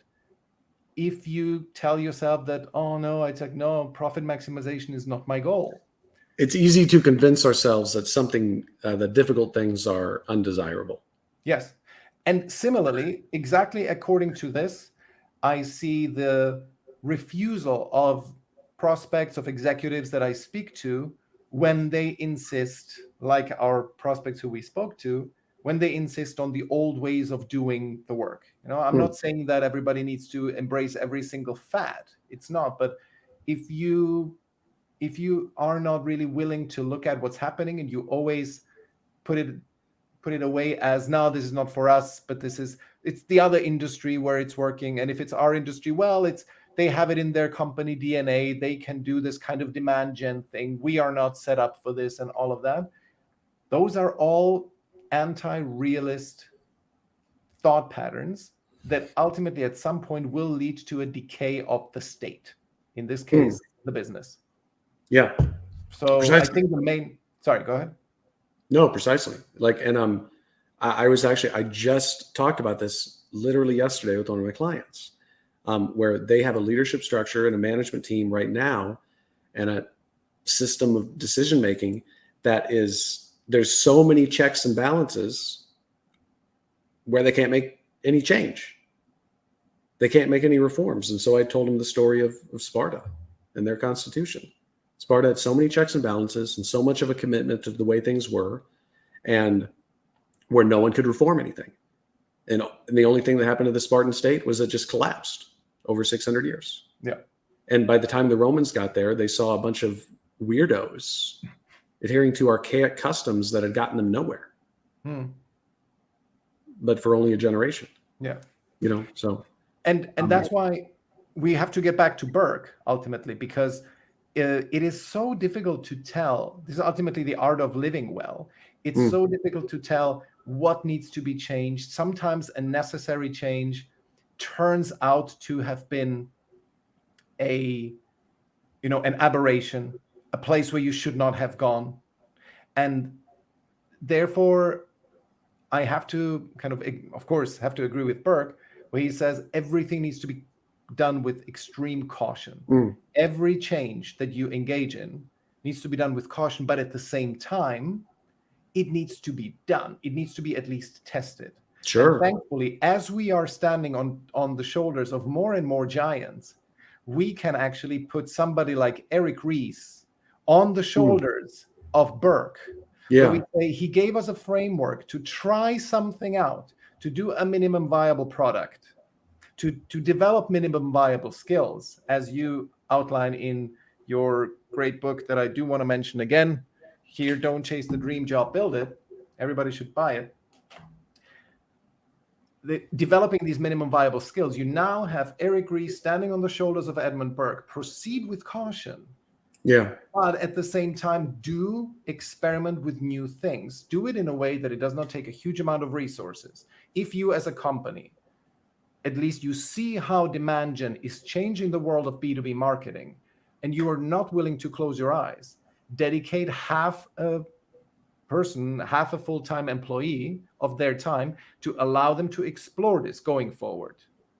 It's not such a huge investment, and you need to be able to get ready to it.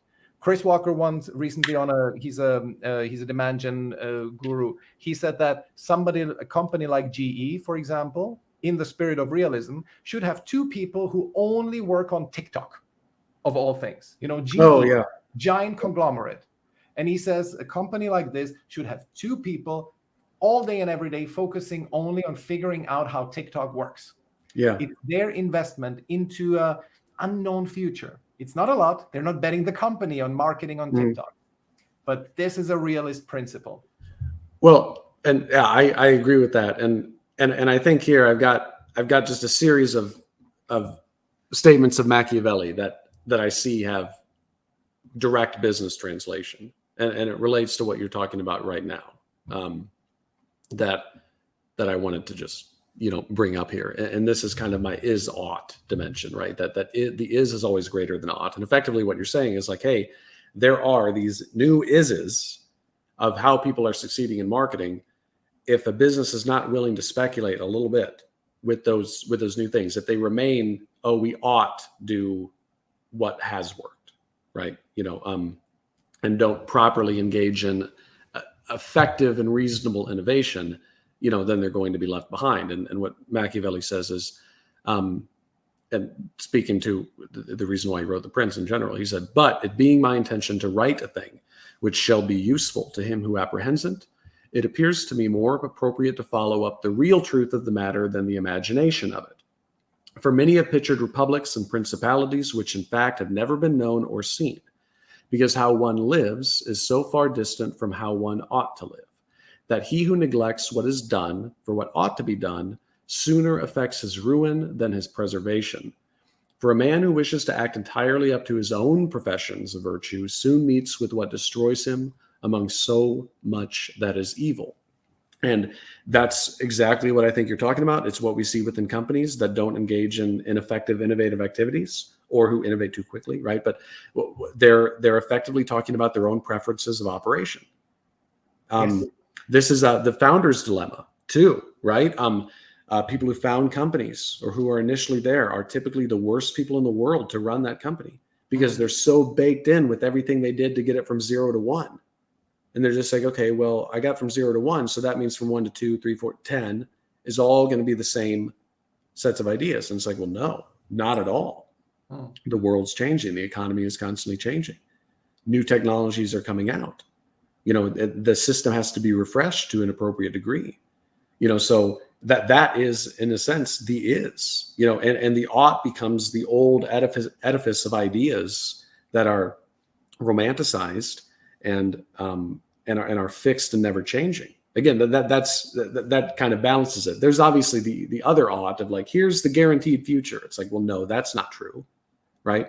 And then the opposite ought would be then saying, we can keep doing the same things over and over again, and it's always going to work the same way. That's also not true. Like, especially in business, right? Okay, boom, you start a company, you do a thing, you find an innovative way to go about. Let's just take TikTok, for example, right? A company succeeds by marketing on TikTok. They're the first ones. Congratulations, right? They're the 1 in a million, right? 999,000 people lost money by trying to figure out TikTok first. One company figured it out. Great. You're geniuses or you're lucky. Probably lucky. Okay. Yeah. Well, guess what happens within like 30 seconds? Like a dozen people have now dissected everything you've done to be successful. And then they sell a coaching course on how to succeed on TikTok. And now there's what? How many social media coaches are out there right now? I think 5 billion? I think in the billions. No, not influencers, coaches. people who train people how to market on social media. Yeah. It's the most conservative job in the world. Like it is a historic, it's almost a dinosaur at this point. Yeah. Right. Like, okay, well, like, things are changing and now everybody's on social media. I mean, even like I see with people talking about certain things within email marketing, and it's almost like cliche. Like I saw this one guy sent me an email and like it had my name on it, and it's just like, okay, great. You have an email marketing program. Everybody has an email marketing program. That's not personal. Yeah. So I don't know, but like it's an arms race, right? It's an arms race. Yeah. And so you got to move, you got to keep moving. Exactly. And these things work. I've had somebody send me, I was dabbling with it myself. Somebody sent me a video where you see the animation in the background doing like he's actually scrolling through my profile. It was like a thumbnail of a video where he was scrolling through my profile. So obviously you click on that, and he gets like 20% click-through rates on these completely cold emails.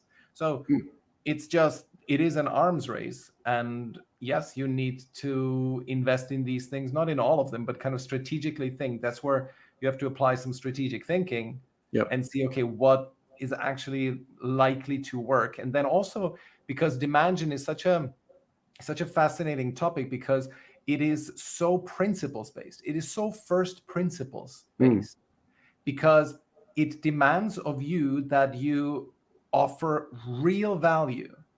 Anybody who looks at a corporate ebook that people can download in exchange for their email address and all their company data, when you actually read those kind of ebooks, you never get real insight. Oh my God, yeah. They're awful. The vast majority of them. I've never read an ebook that ever got any value out of it. Yeah. But if a company actually manages to pull off a good podcast, like I'm telling you, this conversation of ours, it's long, it's complicated, it is deep, but this kind of stuff, we have listeners, we have comments, people are engaging with us, and this is only the beginning. And we are talking about a topic that is not immediately useful. It's a foundational topic. But this kind of stuff where you add real value to people, where you educate, you even entertain, this is intellectual entertainment, I consider it. This kind of stuff is, if you look at it from first principles, the stuff that will get brand affinity. It builds brand affinity with you as a personal brand, with your business. And that's the beauty of demand gen, that it goes to these kind of first principles. It's not a hack, it's not a tactic. It is really something that builds long-term affinity. I recently got a message from someone telling me, I've been following you for a year. I'm ready to have a call now. Right? This guy's been following me for a year and I've never saw his name before. I've never seen his name before. So just goes to show, I don't know how I ended up here, but key point being that by applying strategic thinking, you need to see which possible avenues of go-to-market could be applicable to you. And if they seem like aligned to first principles that you want to build affinity, just go for it and invest in it. Not everything, don't bet the whole house, but there needs to be some kind of budget allocated to that. And this is not an idealist demand. This is not an idealist imperative. It is a very, very hardcore realist one. It's a core investment strategy on how to affect appropriate, cautious change over time. I have another great one for you. I picked this out for you in particular. I think it would work, that you could use this to great effect with your coaching business and with the people you, with the people as well that you help, right? To be useful to them and to you, right? And my summary of this is that powerful choices are more successful than weak choices, right? And Machiavelli says, thus it will always happen that when he who is not your friend will demand your neutrality, whilst he who is your friend will entreat you to declare yourself with arms. And irresolute princes, to avoid present dangers, generally follow the neutral path and are generally ruined. But when a prince declares himself gallantly in favor of one side, if the party with whom he allies himself conquers, although the victor may be powerful and may have him at his mercy, yet he is indebted to him, and there is established a bond of amity, and men are never so shameless as to become a monument of ingratitude by oppressing you. Victories, after all, are never so complete that the victor must not show some regard, especially to justice. But if he with whom you ally yourself loses, you may be sheltered by him, and whilst he is able, he may aid you, and you become companions on a fortune that may rise again. So that's more of obviously a direct commentary on the strategy of, appropriate alliances. But where I see that in business is this commentary on neutrality and clear, decisive choices. We could also say niching yourself appropriately, but fortune favors the bold, and so if you're going out there, especially as a solopreneur or a business of any level, and it's just we are pursuing the path of neutrality and in our marketing, in our communication, in our product offering, in our service offering, it's that's just weakness. That's just weakness. You're not distinguishing yourself. And so so if you're characterized by that fear, or if you're irresolute, right? Machiavelli's word there is irresolute, which I think is a brilliant word, right? An irresolute decision maker, whether you're an owner, a CEO, or a solopreneur, good luck. Good luck. Make a decisive bad decision and then fix it a week later. My God, but make a decision. Be decisive about what you're doing. Be clear and go for it, right? Go all the way with what your service, with what your product offering is. Because if your goal is neutrality within business, well, you're just going to decline. Yeah. You're going to be outcompeted by everybody else, innovating, offering something that's more exciting in a more exciting way.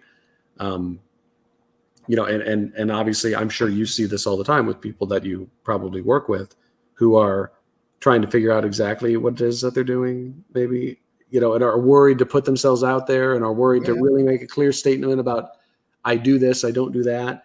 And it's just okay, well, if you're going to pursue the path of neutrality about yourself,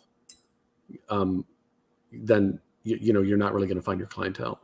Yeah, exactly. And I don't know if that's completely applies, but where I see the biggest resistance is in people are so afraid of getting rejected, especially when they are already more senior, older, experienced, that this seems almost beneath them.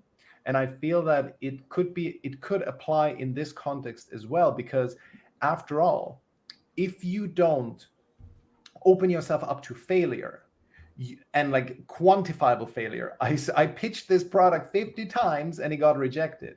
If you don't do that, you can delude yourself for the long run that you are sort of succeeding. You get a client here or there, so you get the referral here and there, but when you try to pitch it to strangers, it doesn't work.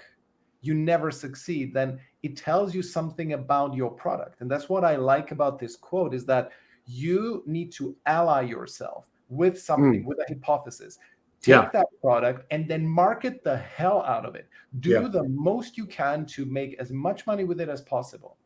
And because if you cannot, if that product is not good, at least you've learned something, that this style of doing business doesn't fit you. Maybe another one does. But that's why I have such a visceral gut reaction to people who are these coasting solopreneurs, right? These kind of businesses, sort of, we get the occasional referral and so on, and they just get by. That's just not a way to live.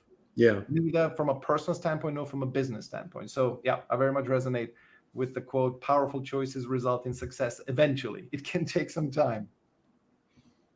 Well, it will, and the other thing as well, and this is where there's another person I think about who no one would describe as a realist, but when I listen to, his philosophy, I'm just like, man, that's so similar to Machiavelli. But Alan Watts. No, he's not a realist, right? But Alan Watts, brilliant guy. One thing he talks about in this regard, and again, it's more of a dreamer, artistic type of a statement, but I think the same principle is there. He says, hey, don't worry about money. Just go do something. Give your all to it. Give your all to it. Become beautiful for 5 years at whatever you're trying to do. Someone will pay you. If you do one thing like mad for 5 years, you'll make money. Yeah. Oh yeah, you'll make money because there's a market out there for you to do that. And then also to go back to the realism as well and the moralisms. Alan Watts was one of the most suspicious people in the world of do-gooders. Mm. He said, direct quote, the road to hell is paved with good intentions. That's him talking. And he's just like, wait, the scoundrels in the world are the ones out there saying, I'm here to help. I'm here to do something good. I'm trying to make the world a better place. That have these stated commitments, and that, and shielded behind that throughout, the drumbeat of history is, well, every major conflict that's ever existed. Right. Yeah. I would like to end on that last quote about the profitable quarter. Yeah. That you read out. But before that, I would quickly like to cover Barrakett's question. And sorry, it took us a while to get to it. And I find this an interesting question. He asked, is realism versus idealism a false dichotomy? And then he asked also, what is the opposite of realism? Could you elaborate on that? Wow. What would be the opposite of realism? I always assumed idealism. Yeah, no, I mean, idealism is pretty damn good. It's definitely fair to say, again, Plato's Republic. Yeah. It's just a perfect example. That is an idealistic text of a state that never existed. And that's how Machiavelli starts The Prince. I'm here to write about something useful. I'm here to write about states that actually existed and how people and how leaders actually behaved, not how some book 2,000 years ago dreamed up a mythical vision of a state that's never existed ever in history. Oh, by the way, in Plato's Republic, for that to work, by the way, just taking Plato at his face value, it would require the forcible removal of all children from all parents. We forget about that. Yeah. It would require the banning of procreation of the undesirables. That's the ideal state. Let's keep that in mind. These beautiful idealists out there. So yeah, I'm with Alan Watts. People out there talking about idealism, they scare the shit out of me. Yeah. Because they're the ones that have an idea that's really terrifying.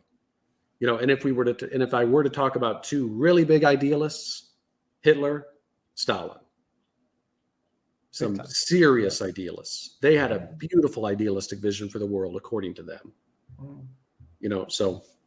But anyway, yeah, that's a useful. Right. So I think dichotomy. It's a good time to end on probably one of the best quotes that exemplifies realism in the best way. Yep. Could you give it to us? So, therefore, do not let our princes accuse fortune for the loss of their principalities after so many years' possession, but rather their own sloth, because in quiet times they never thought there could be a change. It is a common defect in man to not make any provision in the calm against the tempest. Actually, it's a great example of this. You know who I love? So many people can't stand this guy. Bill Belichick. I don't know anything about football, American football. I don't follow it. But I've read about some of Bill Belichick's philosophy, and actually you can really just spend 5 seconds watching Watch Bill Belichick after winning the Super Bowl. Look at his face. It looks like my face right now. Like the moment he wins the Super Bowl, he's thinking about next season. Oh God. It's beautiful. And Nick Saban, similar, another great American football coach who wins all the time, right? So let's think about these people that win and let's look at what they do. Let's even look at their facial expressions. They're not celebrating. They're thinking about what comes next, and okay, yeah, maybe that's not fun. Okay. And so realists are not fun sometimes. I get it. Right. But realists succeed a lot. And it's because when something good happens, they don't think, let's party, let's go to Vegas, let's, live in the moment. Oh, be present in the moment. Just think no, we're aware of the future. In the future, we're going to die. In the future, there's enemies and unknowns and darkness and things that are changing that we don't have control over. Again, how much money do I need to make? I don't know.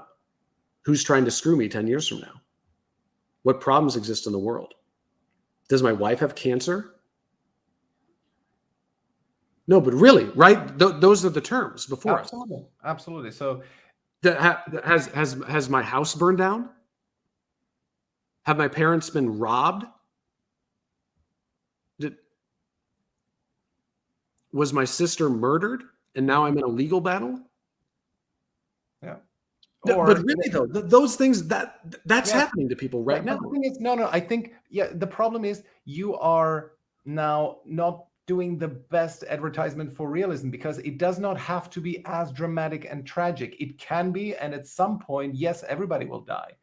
But the key thing is that even less bad things will happen and derail you. You might just lose your job. You might lose a loved one, but not a very close loved one. Those kind of things still will impact how you live your life and your ability to provide, your ability to prosper in the world.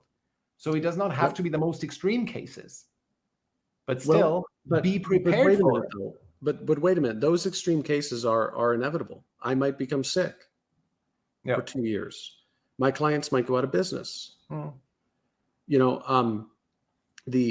The entire, right, I'm heavily dependent on the Australian finance sector right now. A change in legislation or a bottoming out of the economy might just, for example, if they keep going into lockdown, so like these things happen. There's a great Jordan Peterson story where he was, I said he got a letter from somebody who he said that, his father died and his family was falling apart. And so there's no good. What's the good outcome here? Yeah.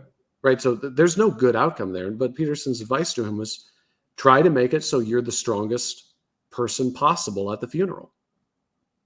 And so you're there to support as many people. And so it's as least bad as possible. Yeah. And that is the lot of our life. That is what's happening. Okay. So in a profitable quarter, double down.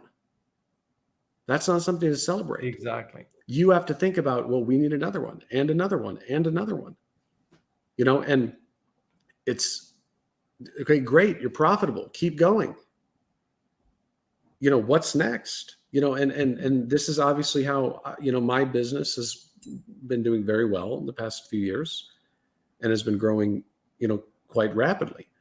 And I mean, every time I get a new client or I break another, personal objective for revenue,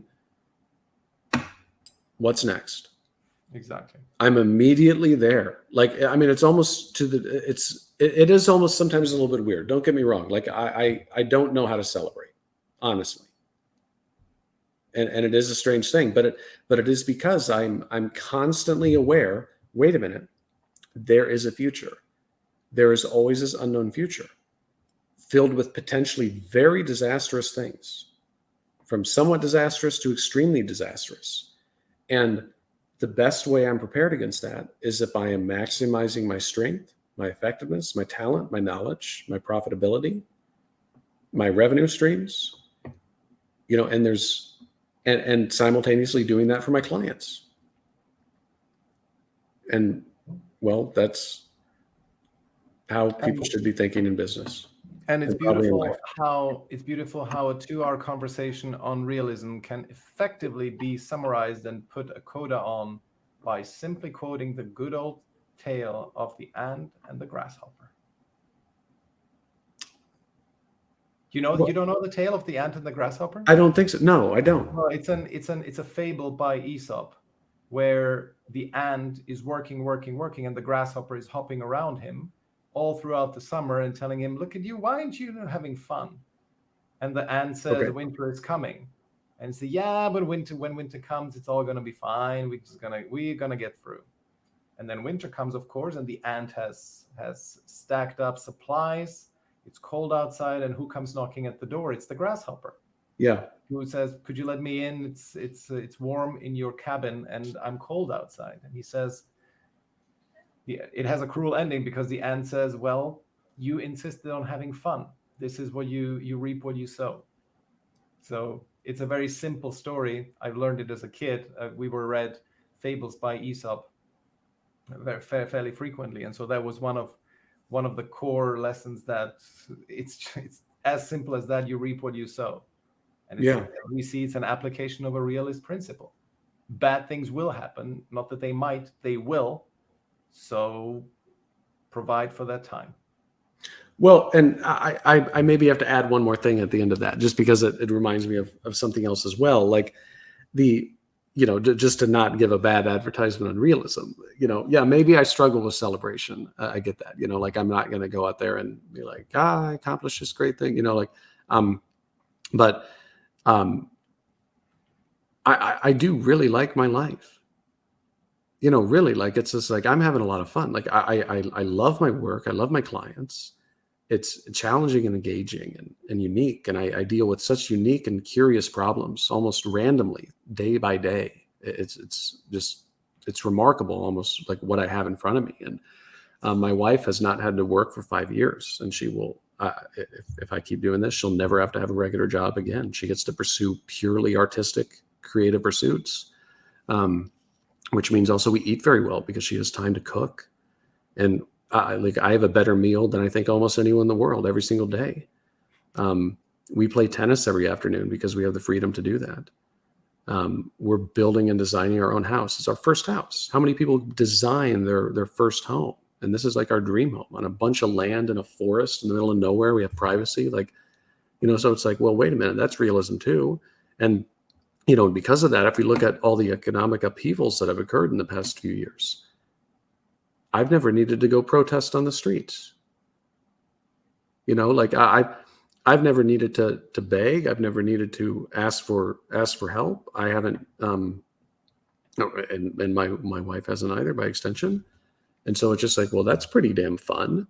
And again, I'm reminded of a huge study was done into the people who became Nazis and communists.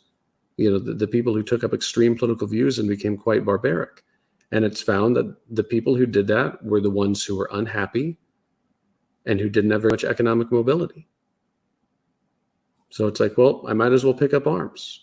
And so it's like the greatest security against extreme forms of political government, the greatest security against predation, is to be strong and profitable. And that's realism. A great place to end on. Thank you so much, Evan. Yeah, thank you. Great chat. Enjoyed it. I'm sure many people will benefit. The State of Client Acquisition is a Content 360 production. Music by Gavin Knox-Grand. To sign up for alerts and to submit written and audio questions, go to stateofclientacquisition.com. I'll talk to you in the next episode.